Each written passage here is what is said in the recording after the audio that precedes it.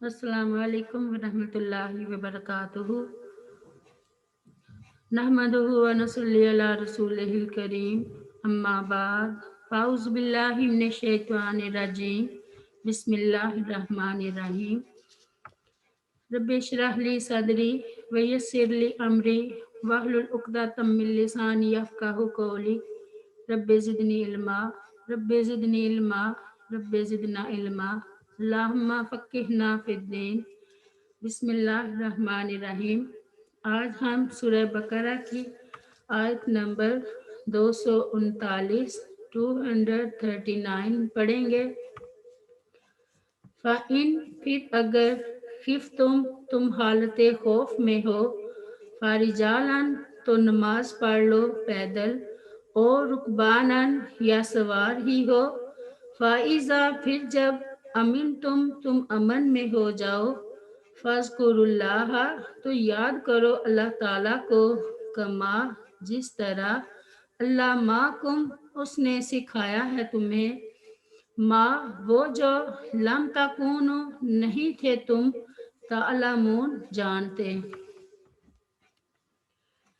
यानी इस आयत में दुश्मन से खौफ के वक्त भी नमाज मुआफ नहीं है, बल्कि जिस तरह भी मुमकिन है पैदल चलते हुए, सवारी पर बैठे हुए नमाज पढ़ लो। ताहम जब खौफ की हालत ख़त्म हो जाए तो फिर इसी तरह नमाज पढ़ो जिस तरह तुम्हें सिखलाया गया है। फ़इन खिफ्तुम फ़रिजालन और रुकबानन। नाफी रज़ी अल्लाह अन्हा बयान करते हैं कि अगर सैयदना अब्दुल्ला बिन उमर रज़ी अल्लाह अन्हा से नमाज खौफ के बारे में पूछा जाता तो आप रज़ी अल्लाह अन्हा इसका तरीका बयान कर देते। फिर फरमाते कि अगर खौफ बहुत ज़्यादा हो तो फिर पैदल हो या सवार, किबला रुख होकर या ना हो, जिस तरह मुमकिन हो नमाज पढ़ लो। नाफी रज़ी अल्लाह अन्हा बयान करते हैं कि मेरा ख्याल है कि सैयदना अब्दुल्ला बिन उमर रज़ी अल्लाह अन्हा उसे नबी करीम सल्लल्लाहु अलैहि वसल्लम के हवाले से नमाज का तरीका बयान किया करते थे। सैयदना अब्दुल्ला बिन अब्बास रज़ी अल्लाह अन्हा बयान करते हैं कि अल्लाह ताला ने तुम्हारे नबी की ज़ुबानी हज़ारा में नमाज की 4 रकतें, सफ़र में 2 रकतें और हालत खौफ में 1 ही रकत फ़र्ज करार दी है। सैयदना अनस रज़ी अल्लाह अन्हा बयान करते हैं कि मैं तस्तर के किले के मुहासरे के वक्त मौजूद था। फजर का वक्त था, गुमसान का रन पड़ा हुआ था कि नमाज पढ़ना भी मुमकिन नहीं था। लिहाजा इस नमाज को हमने सूरज बुलंद होने के बाद अदा किया। हमने इस नमाज को सैयदना अबू मूसा अशरी रज़ी अल्लाह अन्हा के साथ अदा किया। अल्लाह ताला ने हमें फ़तह से भी नवाजा। सैयदना अनस रज़ी अल्लाह अन्हा फरमाया करते थे कि इस नमाज से मुझे जिस कदर खुशी मिली थी वो दुनिया और माफिया की किसी चीज़ से हासिल नहीं हो सकती। फ़इन आमिन तुम फ़ज़्कुरुल्लाह कमा अल्लमाकुम मा लम तकूनु तअलमून। इरशाद बारी ताला है, फ़ाइज़ा क़ज़यतुमुस्सलाता फ़ज़्कुरुल्लाह क़ियामन व क़ुऊदन व अला जुनूबिहिम फ़इज़्तमअनन्तुम फ़अक़ीमुस्सलाता इन्नस्सलाता कानत अलल मुमिनीना किताबम मौक़ूता। सूरत अन-निसा में अल्लाह ताला फरमाते हैं, फिर जब तुम नमाज पूरी कर लो तो अल्लाह को खड़े और बैठे और अपने पहलुओं पर लेटे हुए याद करो। फिर जब तुम मुतमईन हो जाओ तो नमाज कायम करो। बेशक नमाज ईमान वालों पर हमेशा से ऐसा फ़र्ज है जिसका वक्त मुकर्रर किया हुआ है। सैयदना मालिक रज़ी अल्लाह अन्हा बयान करते हैं कि रसूलुल्लाह सल्लल्लाहु अलैहि वसल्लम ने फरमाया, नमाज उसी तरीक़ा से पढ़ो जिस तरीक़ा से तुमने मुझे नमाज पढ़ते हुए देखा है। आयत नंबर 240 240.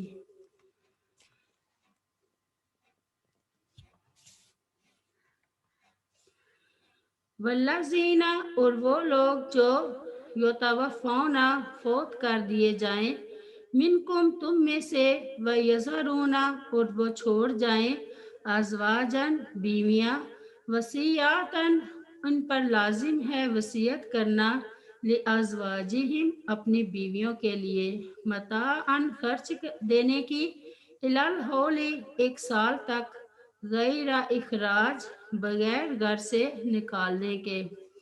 फ़ाइन, फिर अगर खरजना, वो खुद निकल जाएं, फला जुनाहा, तो नहीं कोई गुनाह, अलैकुम, तुम पर, फी मा, इसमें जो, फ़अलना, वो करें, फी अनफुसिहिन्ना, अपने हक में, मिन मारूफिन, दस्तूर के मुताबिक, वल्लाहु, और अल्लाह ताला, अजीजुन, बड़ा गालिब, हकीम, खूब हिकमत वाला है। अब इस आयत का माना ये है कि जब किसी आदमी की मौत करीब हो तो वो अपनी बीवियों के लिए वर्सा को वसीयत कर जाए कि उन्हें एक साल तक घर से निकलने पर मजबूर ना किया जाए और उन्हें नानो नफका भी दिया जाए।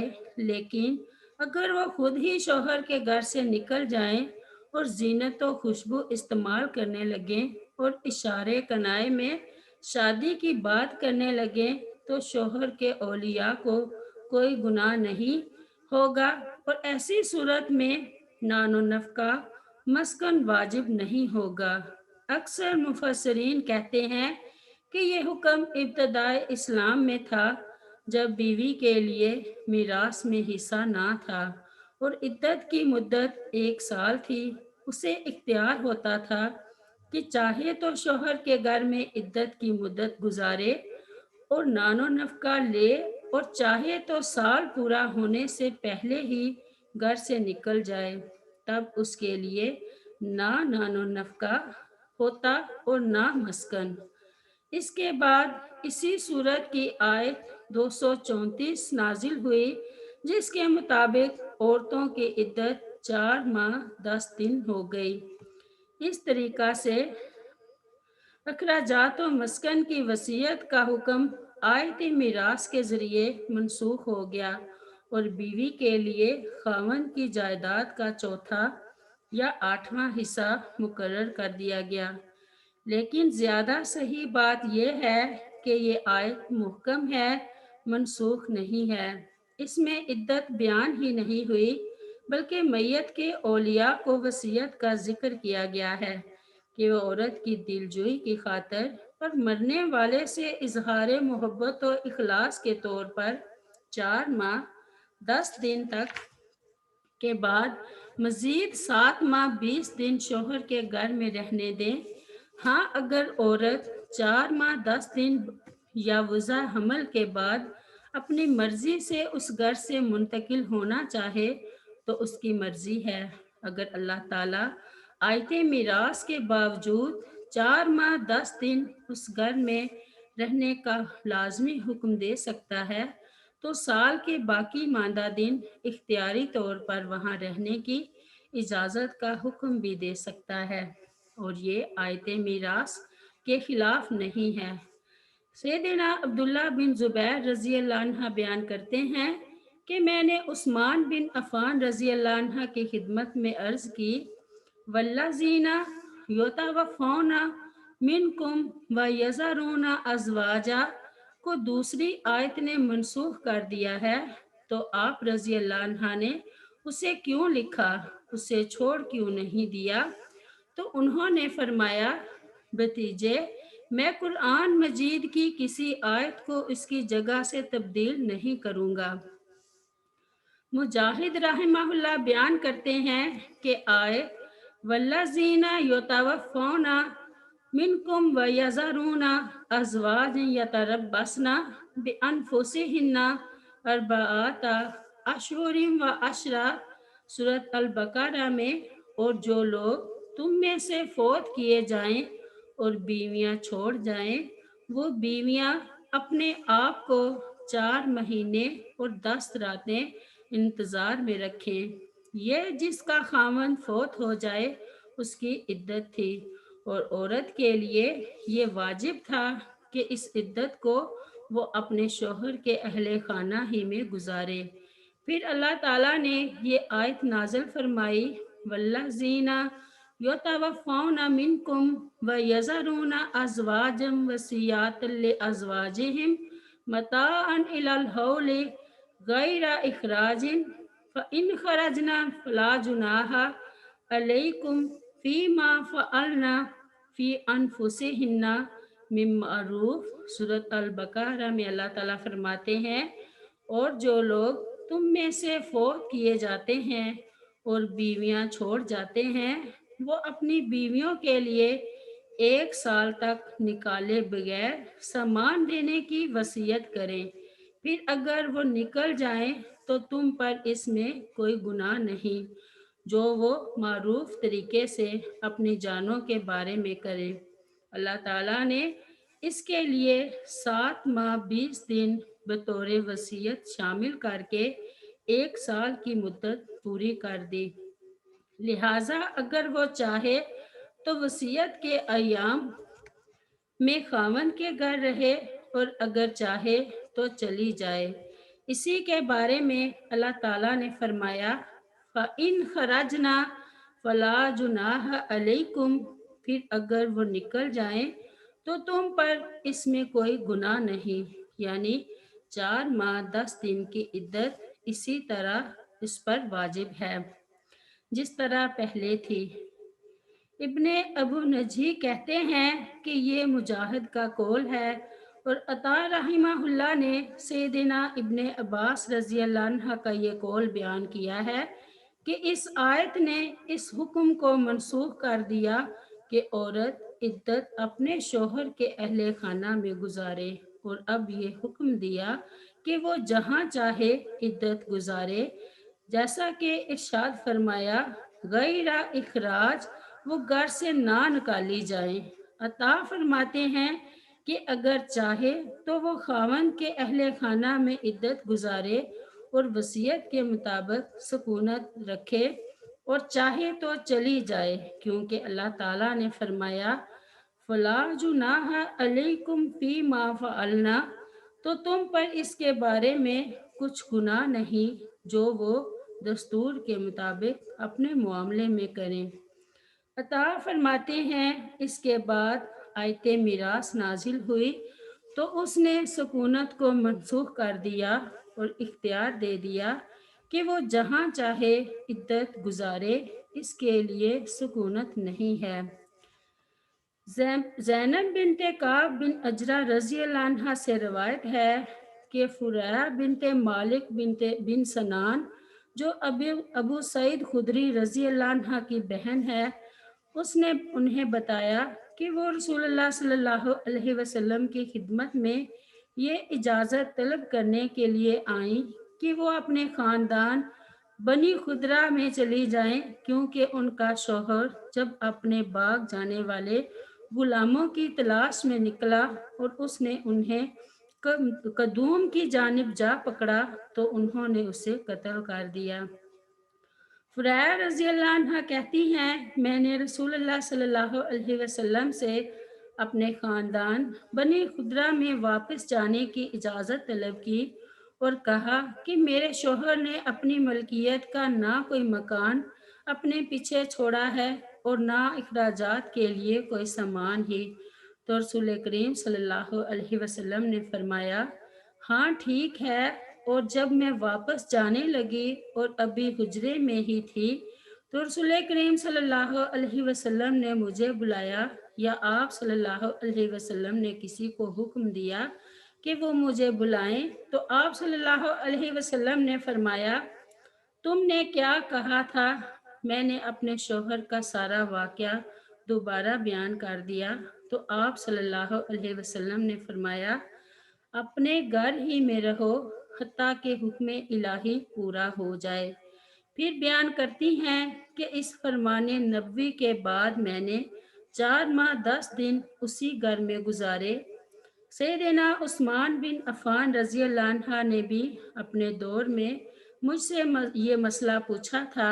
میں نے جب انہیں بتایا تو انہوں نے بھی اسی فرمان نبی صلی اللہ علیہ وسلم کی پیروی کی اور اس کے مطابق فیصلہ فرمایا۔ آیت نمبر 241، 242، 200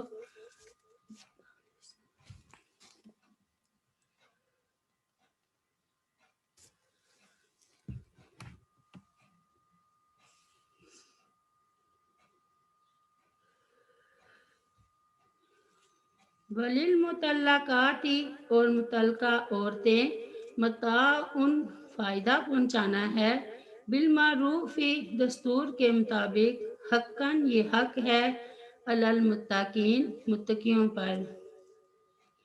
کذالک اسی طرح یبین اللہ بیان فرماتا ہے اللہ تعالیٰ، لکم تمہارے لیے، آیاتی ہی اپنی آیتیں، لعلکم تاکہ تم تعقلون سمجھو۔ وَلِلْمُطَلَّقَاتِ مَتَاعٌ بِالْمَعْرُوفِ حَقًّا عَلَى الْمُتَّقِينَ، یہ حکم عام ہے جو ہر متعلقہ عورت کو شامل ہے۔ کچھ نہ کچھ سامان دینے کا مطلب یہ ہے کہ طلاق کے بعد مہر کے علاوہ عورت کو کچھ دیا جائے تاکہ عورت کی کچھ دل جوئی ہو جائے۔ یہ احسان کا تقاضا ہے۔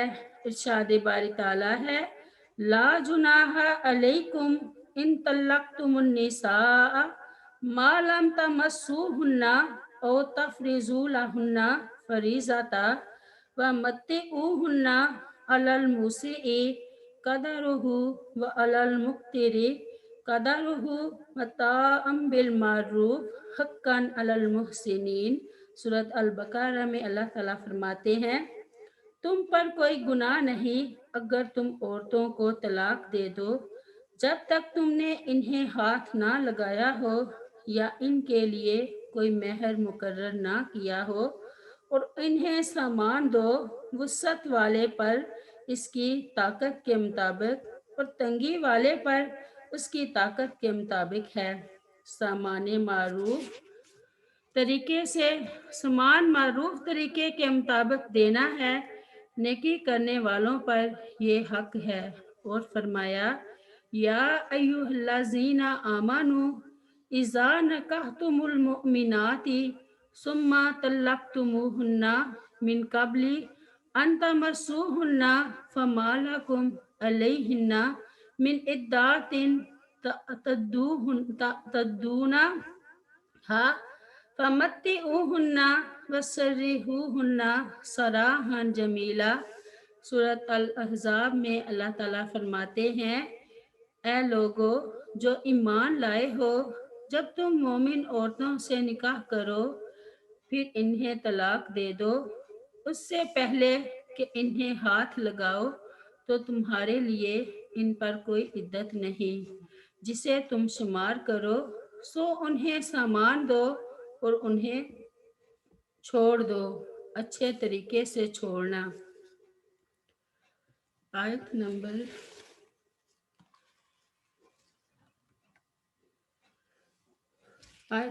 243، 243۔ علم ترا، کیا نہیں آپ نے دیکھا، الذین ان لوگوں کی طرف جو خرجوا نکلے من دیارہم اپنے گھروں سے، واہم جبکہ وہ الوف کئی ہزار تھے، حذر الموت موت کے ڈر سے،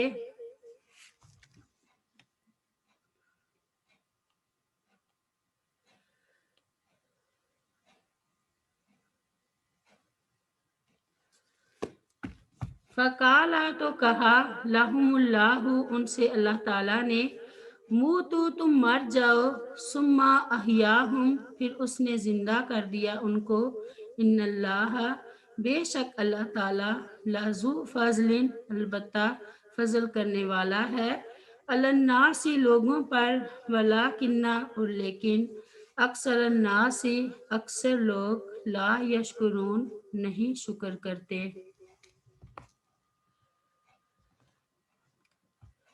اس آیت میں یہ واقعہ کسی سابقہ امت کا بیان کیا گیا ہے جس کی تفصیل کسی صحیح حدیث میں بیان نہیں کی گئی۔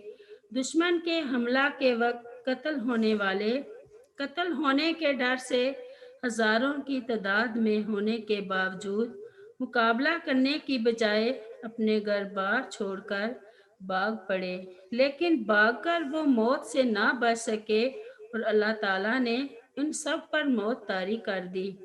پھر اللہ تعالیٰ نے ان پر کرم فرمایا اور انہیں زندہ کر دیا۔ اگلی آیت میں جہاد کا حکم دیا جا رہا ہے۔ اس سے پہلے اس واقعے کے بیان میں یہی حکمت ہے کہ جہاد سے جی مت چراؤ۔ موت و حیات تو اللہ تعالیٰ کے ہاتھ میں ہے اور اس موت کا وقت بھی متعین ہے جسے جہاد سے گریز ہو اور راہ فرار اختیار کر کے تم ٹال نہیں سکتے۔ ارشاد باری تعالیٰ ہے وَمَا كَانَ لِنَفْسٍ أَن تَمُوتَ إِلَّا بِإِذْنِ اللَّهِ كِتَابًا مُؤَجَّلًا۔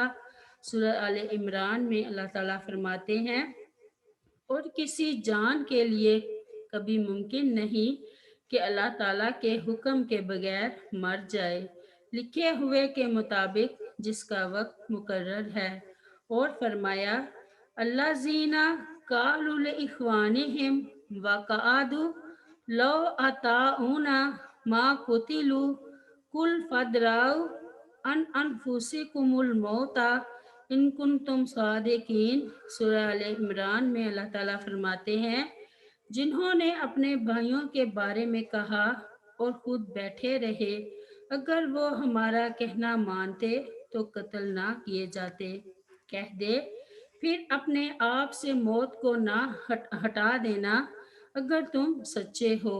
اور فرمایا وَقَالُوا رَبَّنَا لِمَا كَتَبْتَ عَلَيْنَا الْقِتَالَ لَوْلَا أَخَّرْتَنَا إِلَىٰ أَجَلٍ قَرِيبٍ قُلْ مَتَاعُ الدُّنْيَا قَلِيلٌ وَالْآخِرَةُ خَيْرٌ لِّمَنِ اتَّقَىٰ وَلَا تُظْلَمُونَ فَتِيلًا أَيْنَمَا تَكُونُوا يُدْرِككُّمُ الْمَوْتُ وَلَوْ كُنْتُمْ فِي بُرُوجٍ مُّشَيَّدَةٍ۔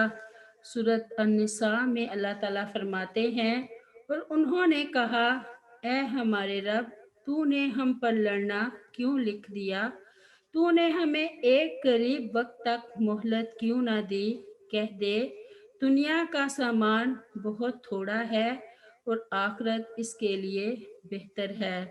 جو متقی بنے اور تم پر ایک دھاگے کے برابر ظلم نہیں کیا جائے گا، تم جہاں کہیں بھی ہوگے موت تمہیں پالے گی خواہ تم مضبوط قلعوں میں ہو۔